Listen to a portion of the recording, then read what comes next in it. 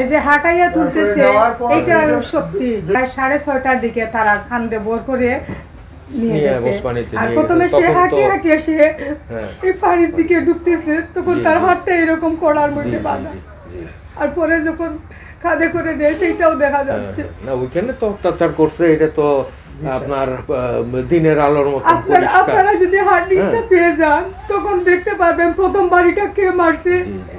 আমাকে বলেছে যে একজনে হাতটা এরকম নিয়ে দুইজন হাতটা বাঁধা, টিস্যু পেপার দিচ্ছি, পাগুলা তুলে দিচ্ছে একটু, আর এরকম টিটু চন্দ্র বাড়িয়ে দিয়েছে পায়ের মধ্যে। এত কিছু শোনার পর মনটা ঠিক থাকে না স্যার, আমার ব্রেন ইনফেক্ট হয়ে যায়। এবং সময় তার কথা যেগুলো আমি মনে হয় সে 2-3 পা তুলা বাড়ি ধরছে আর পায়ে বাড়িয়ে দিয়েছে। এগুলি আমরা জানি, হ্যাঁ সবকিছুই জানি। এবং আপনার তদন্ত আপনার করতেছে, আপনারা নিশ্চিন্ত থাকেন। এবং এখানে সবকিছু কিন্তু আপনার খোলা, তদন্ত করে যখন তদন্ত রিপোর্ট দাখিল করবে, এটা যদি আপনারা বাদী আপনাদের মন মতো না হলে আপনারা কিন্তু নারাজি দিতে পারেন। নারাজিও দিতে পারেন। তারপরেও আপনার চার্জ ফ্রেম করা, এই সব সাক্ষ্য প্রমাণের ভিত্তিতে তারা ওই এদের বিরুদ্ধে আপনার চার্জ পানিশমেন্ট দিতে হবে। ওনারা আমরা আশা করব অবশ্যই যে আমরা এই ধরনের এভিডেন্স কালেক্ট করব যে যাতে তার সর্বোচ্চ শাস্তি। আমি পিবিআই এর এসপি যিনি আছে তার সাথে আমার প্রায় সময় কথা হচ্ছে, তারা শুধুমাত্র করতেছে আমার ছেলের সত্যি ঘটনার জন্য এবং ছেলেটার বিচার পাওয়ার জন্য আপনারা যে যা করতেছেন কৃতজ্ঞ আপনাদের কাছে আমি।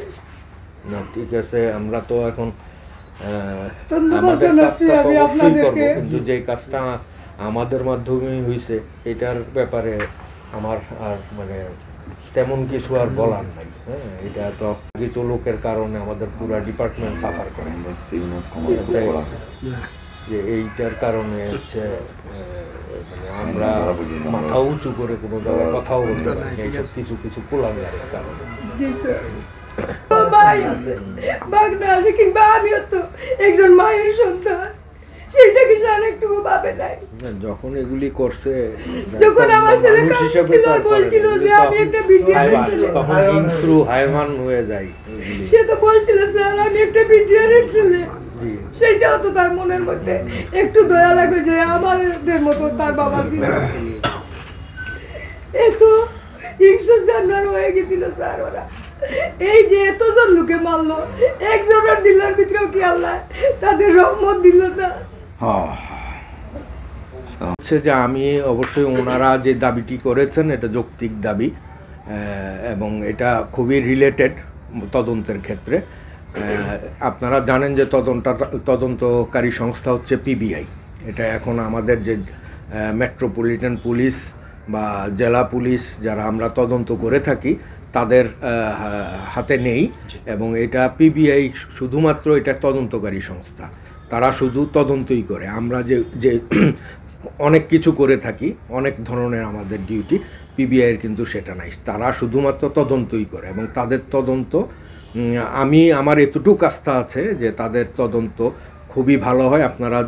আপনারা যারা জনগণ আছেন তারাও জানেন যে ইতিপূর্বে অনেক মামলার খুব সুন্দর তদন্ত করে তারা পুলিশ প্রতিবেদন দাখিল করেছে। এই ক্ষেত্রেও আমি আশা করব যে তারা সুষ্ঠু তদন্ত করে পুলিশ প্রতিবেদন দাখিল করবে। এবং আমি আমার তরফ থেকে এখন তাকে পরামর্শ দিতে পারি, যে কাজটি আমি করছি। আমাদের পিবিআইয়ের যিনি এসপি আছেন তার সাথে আমি প্রায়ই এই ব্যাপারে কথা বলি, তদন্তর ব্যাপারে কথা বলি। আমি মনে করি যে এই তদন্ত শেষে একটি খুব সুন্দর, সুষ্ঠু এবং যারা অপরাধী, প্রকৃত অপরাধী, তাদের সর্বোচ্চ শাস্তি নিশ্চিত করার মতোই একটি পুলিশ প্রতিবেদন পিবিআই দাখিল করবে।